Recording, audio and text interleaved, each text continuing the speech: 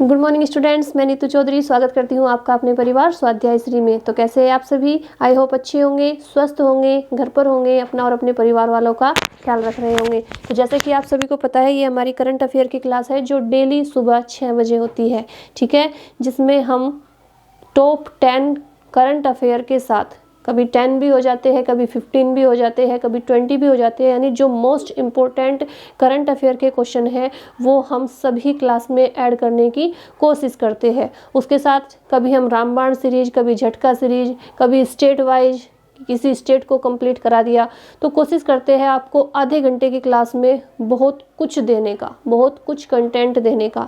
और ये इतनी आसानी से ये क्लास नहीं बनती कि क्वेश्चन उठाए और क्लास आपको दे दी, ठीक है। क्वेश्चन ढूंढने पड़ते हैं, अच्छे से अच्छा कंटेंट तैयार करना पड़ता है ताकि आप लोगों को पसंद आ जाए। लेकिन इतना सब कुछ करने के बाद भी जब आप लोगों का सपोर्ट नहीं मिलता तो बहुत दुख होता है, ठीक है। तो प्लीज़ वीडियो को सपोर्ट करने के लिए ज़रूर शेयर कीजिए और लाइक कीजिए, क्योंकि लाइक और सब्सक्राइब करने में आपका कुछ नहीं जा रहा, तो आप इतना तो कर ही सकते हैं ना। तो चलिए कॉपी और पेन लेके बैठेंगे, एक एक क्वेश्चन को अच्छे से नोट डाउन करते हुए चलेंगे।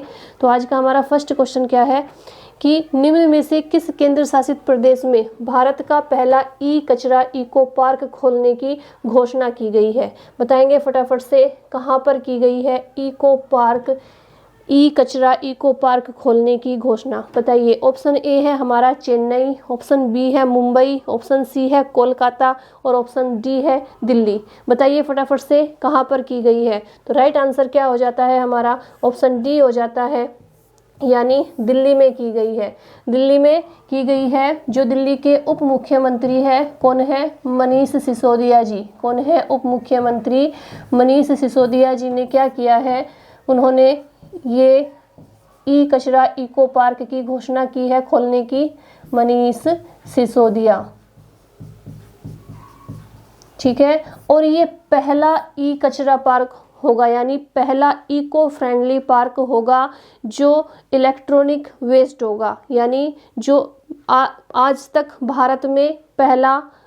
भारत में कोई भी इको फ्रेंडली पार्क नहीं खुला, electronic waste eco friendly park. तो ये दिल्ली में जो खुलेगा, ये जिसकी घोषणा की गई है वो कैसा होगा? पहला इको फ्रेंडली पार्क होगा। याद रखेंगे, ये क्वेश्चन वेरी इंपॉर्टेंट है, पहला इको फ्रेंडली पार्क।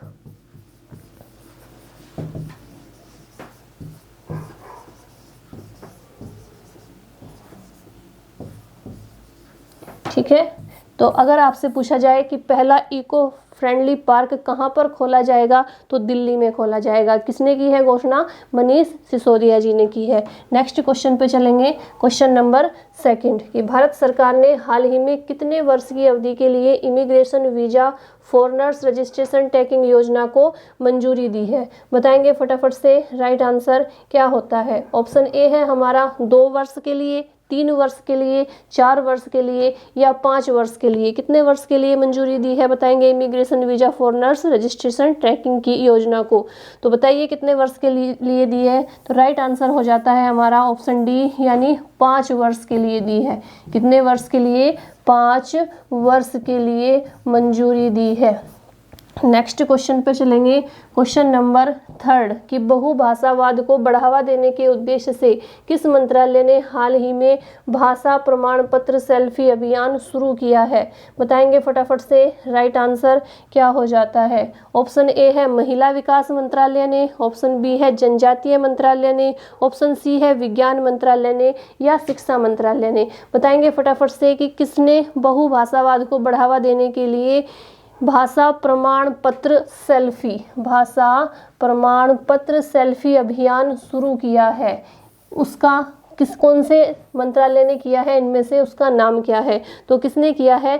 शिक्षा मंत्रालय ने किया है। किसने किया है? शिक्षा मंत्रालय ने किया है, यानी ऑप्शन डी हमारा राइट आंसर हो जाएगा। नेक्स्ट क्वेश्चन पे चलेंगे, क्वेश्चन नंबर 4 कि ब्रिटिश नंबर 1 कैमरन नोरी को 6-4 से हराकर किस टेनिस खिलाड़ी ने क्या किया है? मैक्सिकन ओपन किस टेनिस खिलाड़ी ने मैक्सिकन ओपन 2022 का एकल खिताब अपने नाम कर लिया है? बताएंगे फटाफट से। नोवाक जोकोविच ने, राफेल नडाल ने, रोजर फेडरर ने या एंड मुर्रे ने? बताइए फटाफट से, किसने अपने नाम किया है ये अवार्ड मैक्सिकन ओपन 2022? तो किसने किया है? राफेल नडाल ने किया है। किसने किया है? राफेल नडाल ने। इससे पहले भी इन्होंने 3 बार ये खिताब जीता है। कितनी बार? 3 बार जीता है। एक बार 2005 में जीता है, ठीक है, एक बार 2005 में। दूसरी बार कब जीता था? दूसरी बार जीता था इन्होंने 2013 में, 2013 में, और तीसरी बार जीता था 2020 में, ठीक है। यानी इससे पहले राफेल नडाल ने वर्ष 2005, 13 और 20 में यह खिताब अपने नाम किया है, ठीक है। चलिए नेक्स्ट क्वेश्चन पे चलेंगे। क्वेश्चन नंबर 5 कि अजय त्यागी की जगह माधवी पुरी बुच को किस मंत्रालय का नया अध्यक्ष नियुक्त किया गया है? बताएंगे फटाफट से। इसका राइट आंसर क्या हो जाता है? ऑप्शन ए है शिक्षा मंत्रालय का, विज्ञान मंत्रालय का, खेल मंत्रालय का या सेबी का? बताइए फटाफट से। पहले अजय त्यागी थे और अब माधवी पुरी बुच है इसके अध्यक्ष कौन से मंत्रालय के? तो राइट आंसर हो जाता है हमारा ऑप्शन डी, यानी सेबी का अध्यक्ष किसे नियुक्त किया गया है? माधवी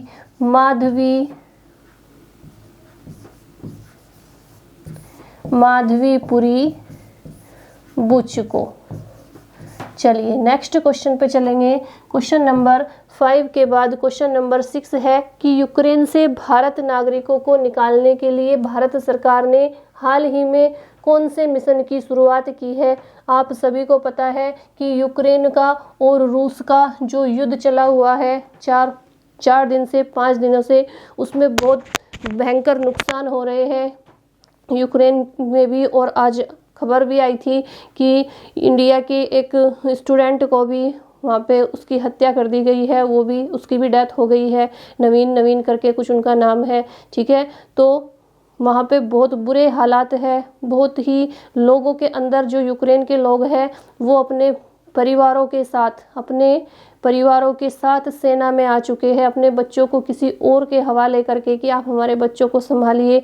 तो उनके अंदर जज्बा तो बहुत है, लेकिन ये जो भी हो रहा है ठीक नहीं हो रहा है ना, क्योंकि इससे किस चीज़ की संभावना है? विश्व युद्ध की संभावना नज़र आ रही है। ये नहीं होना चाहिए। युद्ध तो किसी भी समस्या का हल नहीं होता, ठीक है। तो इसमें जो वहाँ पे स्टूडेंट फंसे हुए हैं, जो भारत के स्टूडेंट यूक्रेन में फंसे हुए हैं, उसके लिए एक अभियान चलाया गया है। उस अभियान का नाम क्या है?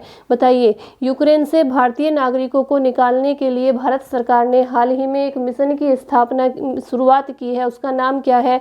ऑपरेशन सुरक्षा, ऑपरेशन शक्ति, ऑपरेशन मुक्ति या ऑपरेशन गंगा? बताएंगे फटाफट से। राइट आंसर क्या हो जाता है? तो राइट आंसर हो जाता है हमारा ऑपरेशन गंगा, यानी option D is the right answer. Operation Ganga एक मिशन, एक अभियान की शुरुआत की गई है, जिसके द्वारा जो भी वहाँ पे भारतीय नागरिक फंसे हुए हैं उन्हें वहाँ से निकालने की व्यवस्था की जाएगी।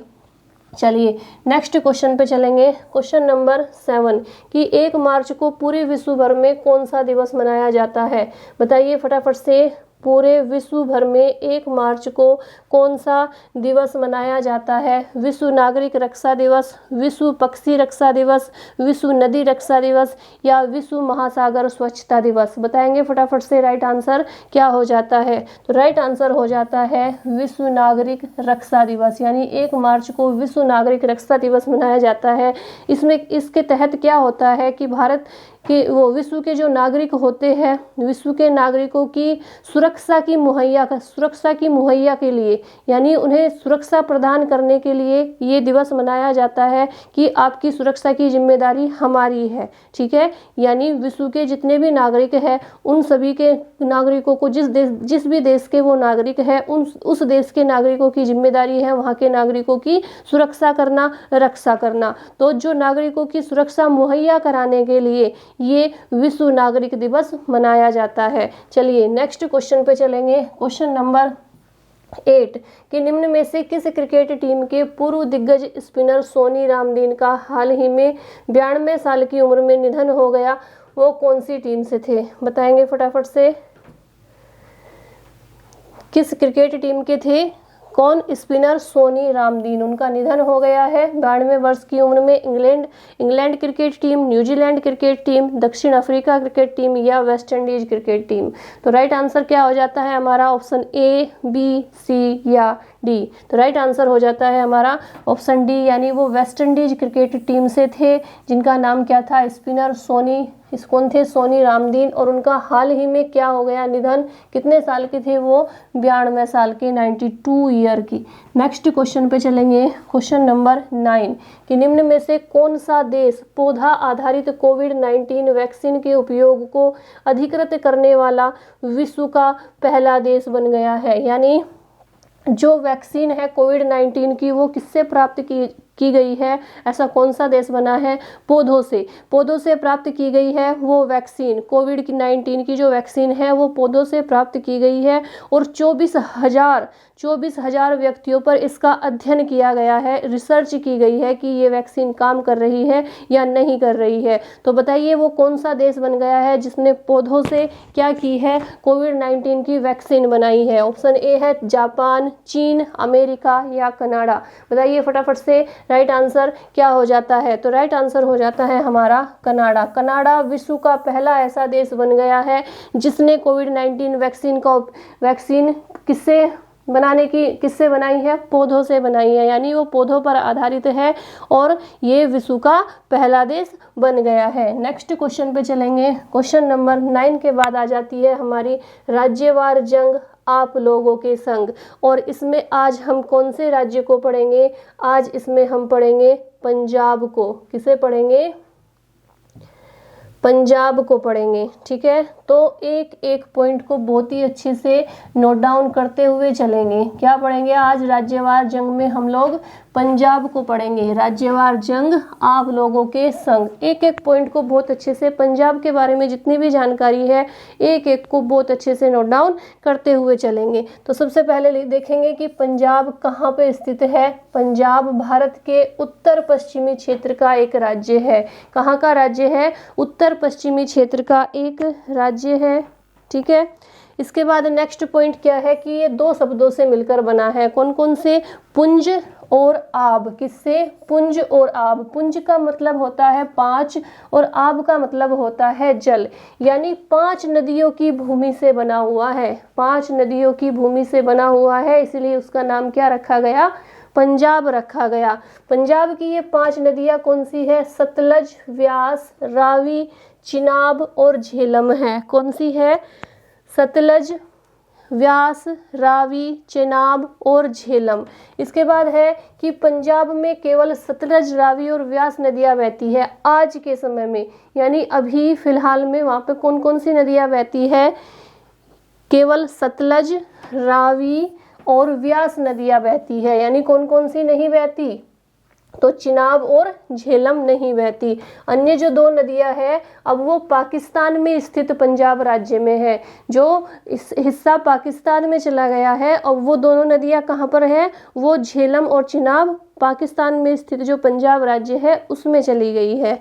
ठीक है, इसके बाद यह उत्तर में केंद्र शासित प्रदेश जम्मू से घिरा हुआ है। ठीक है, जम्मू से और कश्मीर से। हिमाचल प्रदेश में पूर्वोत्तर, हरियाणा से और दक्षिण पूर्व और राजस्थान दक्षिण में दक्षिण पूर्व और राजस्थान से दक्षिण पश्चिम और पाकिस्तान देश से पश्चिम में घिरा हुआ है। ठीक है, किससे घिरा हुआ है? उत्तर में केंद्र शासित प्रदेश जम्मू कश्मीर से, हिमाचल प्रदेश से, पूर्वोत्तर में हरियाणा से, दक्षिण पूर्व में राजस्थान से और दक्षिण पश्चिम में पाकिस्तान देश से पश्चिम में घिरा हुआ है। पंजाब पाकिस्तान के साथ 425 किलोमीटर अंतर्राष्ट्रीय सीमा साझा करता है। कितने किलोमीटर की सीमा साझा करता है? 425 किलोमीटर की सीमा साझा करता है पाकिस्तान के साथ। चलिए फटाफट से नोट डाउन कीजिए या स्क्रीनशॉट लीजिए इसका, फिर नेक्स्ट क्वेश्चन पे चलेंगे। चलिए, इसके बाद आ जाती है कि राजधानी कौन सी है। पंजाब और हरियाणा की राजधानी एक ही है। कौन सी है? चंडीगढ़। कौन सी है? पंजाब और हरियाणा की दोनों की राजधानी कौन सी है? चंडीगढ़ है। ठीक है, चलिए, तो राजधानी हो जाती है चंडीगढ़, सबसे बड़ा शहर हो जाता है लुधियाना, और राज्य की स्थापना जो हुई थी वो 1/11/1966 में हुई थी, यानी 1 नवंबर 1966 में हुई थी। राज्यपाल कौन है? वीपी सिंह बदनौर है। और पहले राज्यपाल कौन थे? चंदूलाल त्रिवेदी थे। कौन थे पहले राज्यपाल?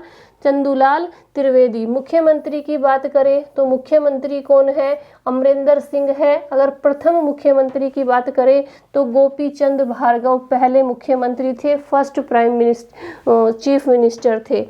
इसके बाद आ जाती है विधायिका। विधायिका कैसी है? एक सदनात्मक है। विधानसभा में कितनी सीटें हैं? 117 सीटें हैं। अगर संसदीय क्षेत्र की बात करें तो राज्यसभा में कितनी सीटें हैं? 7 सीटें हैं। लोकसभा में 13 सीटें हैं। अगर हाई कोर्ट की बात करें तो हाई कोर्ट कहाँ पे है? पंजाब और हरियाणा में।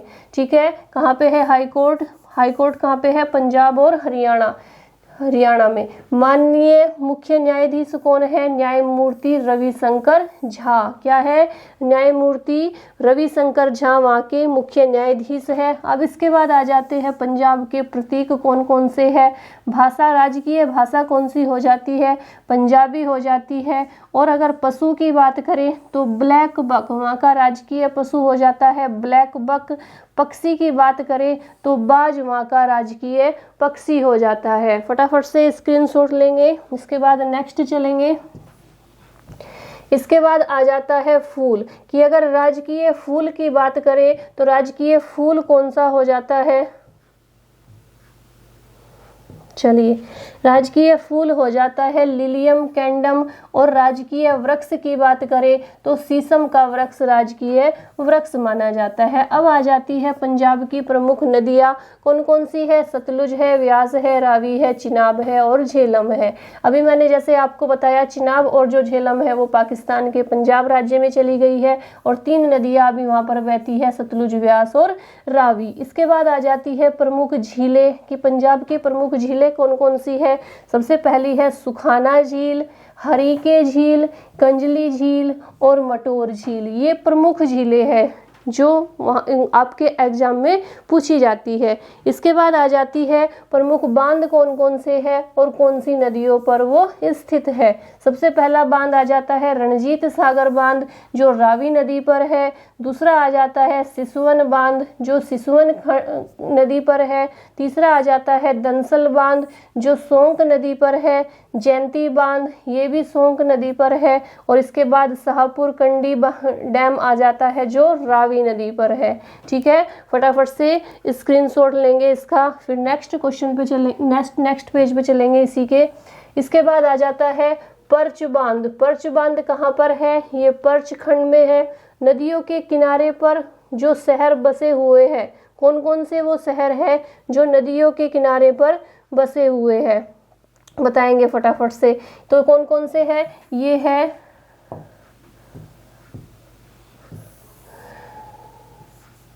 फिरोजपुर सतलुज नदी के किनारे पर बसा हुआ है, लुधियाना भी सतलुज नदी के किनारे पर, और चंडीगढ़ घग्गर नदी के किनारे पर बसा हुआ है। चलिए फटाफट से स्क्रीनशॉट लेंगे, इसके बाद आगे चलेंगे।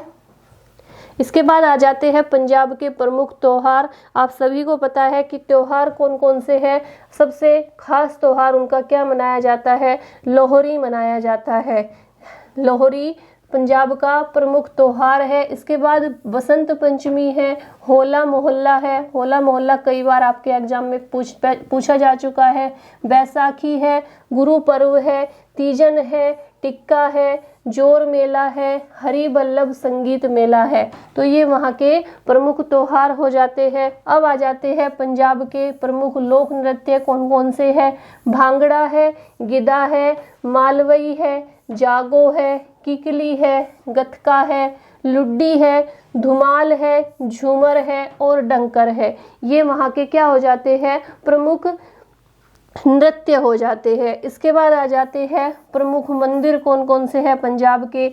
स्वर्ण मंदिर, वाघा मंदिर, जगतजीत मंदिर, ये प्रमुख मंदिर हो जाते हैं। अब आ जाते हैं स्टेडियम कि पंजाब के प्रमुख स्टेडियम कौन कौन से हैं। गुरु गोविंद सिंह स्टेडियम, ये कहाँ पर है, जालंधर में है।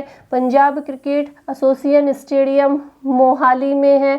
और Maharaja Yadavindra Singh international cricket stadium, ये हमारा न्यू चंडीगढ़ में है। कहाँ पर है, न्यू चंडीगढ़ में है। चलिए फटाफट से स्क्रीनशॉट लीजिए इसका। नेक्स्ट चलेंगे।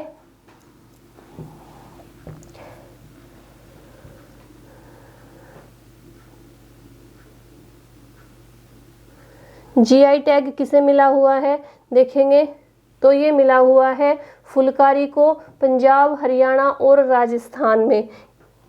फुलकारी को मिला है, पंजाब की फुलकारी को जीआई टैग मिला है। इसके बाद आ जाता है हवाई अड्डा। हवाई अड्डे कौन कौन से हैं, साहिनवाल एयरपोर्ट लुधियाना में है, बठिंडा एयरपोर्ट, पठानकोट एयरपोर्ट, ये प्रमुख हवाई अड्डे हो जाते हैं। कुछ ऐसे शहर हैं जिनके उपनाम भी है, यानी पटियाला को अन्य किस नाम से जाना जाता है, शाही शहर के नाम से जाना जाता है। लुधियाना को भारत का मैनचेस्टर कहा जाता है और अमृतसर को स्वर्ण मंदिर का शहर कहा जाता है। क्या कहा जाता है, अमृतसर को स्वर्ण मंदिर का शहर कहा जाता है। चलिए फटाफट से स्क्रीनशॉट लेंगे इनका। अब आ जाते हैं नेक्स्ट क्वेश्चन पे, क्वेश्चन नंबर 10। ये क्वेश्चन हमने पढ़ लिया है। चलिए, नेपाल के सत्ताधारी गठबंधन ने किस परियोजना को बहुमत से संसद में पास कर दिया है, बताइए कौन सी परियोजना है। तो उसका नाम है अमेरिकी सहयोग परियोजना। कौन सी परियोजना, अमेरिकी सहयोग परियोजना। नेक्स्ट क्वेश्चन है कि मुंबई के नए पुलिस आयुक्त के रूप में किसे नियुक्त किया गया है। तो संजय पांडे को नियुक्त किया गया है। किसे किया गया है, संजय पांडे को। नेक्स्ट क्वेश्चन है स्क्रीन एक्टर्स गिल्ड पुरस्कार 2022 में किसे सर्वश्रेष्ठ अभिनेत्री और अभिनेता का अवार्ड प्रदान किया गया है। तो सर्वश्रेष्ठ अभिनेत्री जुंग हो ली जुंग, सर्वश्रेष्ठ अभिनेत्री कौन है, जुंग हो है, और सर्वश्रेष्ठ अभिनेता कौन है, ली जुंग है। इन्हें सर्वश्रेष्ठ अभिनेत्री और अभिनेता का अवार्ड प्रदान किया गया है। नेक्स्ट है आईपीएल फ्रेंचाइजी गुजरात टाइटंस के किस खिलाड़ी ने आईपीएल से अपना नाम वापस ले लिया है। तो जेसन रॉय ने ले लिया है, जो कहाँ के है, इंग्लैंड के है। नेक्स्ट क्वेश्चन आ जाता है वेस्टइंडीज के किस पूर्व स्पिनर का 92 वर्ष की उम्र में निधन हो गया। तो उनका नाम सोनी राजदान है।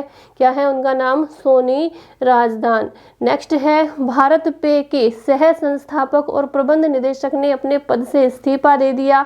उनका नाम क्या है, उनका नाम है अर्शनीर ग्रोवर। अर्शनीर ग्रोवर ने अपने पद से इस्तीफा दे दिया है, जो भारत पे के सह संस्थापक है। जैसे फोन पे है उसी तरह से भारत पे है। चलिए नेक्स्ट है आईपीएल फ्रेंचाइजी पंजाब किंग्स ने किस खिलाड़ी को अपना नया कप्तान नियुक्त किया है। तो मयंक अग्रवाल को किया है। किसे किया है, मयंक अग्रवाल को। इसके बाद नेक्स्ट क्वेश्चन है केंद्रीय शिक्षा मंत्रालय ने किस अभियान को शुरू किया है।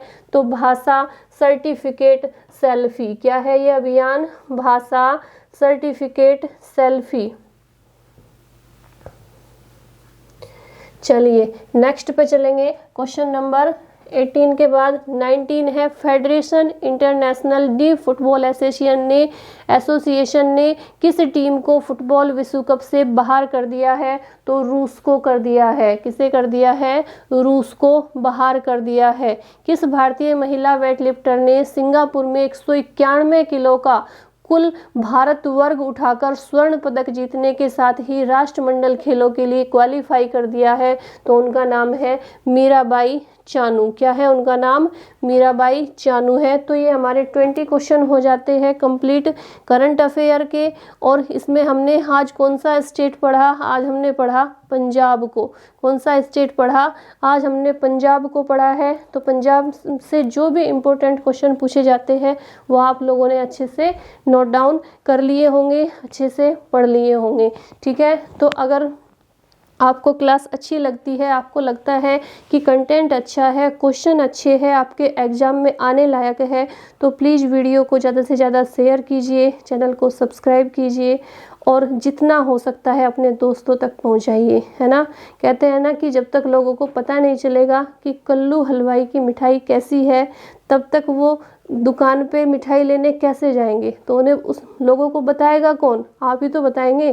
तो तब जब आप किसी को शेयर नहीं करेंगे, किसी को बताएंगे नहीं कि क्लास कैसी है, कंटेंट कैसा है, क्वेश्चन कैसे है, तो तब तक लोगों को पता कैसे चलेगा, स्टूडेंट्स को पता कैसे चलेगा कि मात्र आधे घंटे की क्लास में ही आपको इतना सब कुछ दे दिया जाता है कि अगर आप आधे घंटे की क्लास भी डेली लेते हैं तो 50 से 60 क्वेश्चन आप आधे घंटे में ही कंप्लीट कर लेते हैं।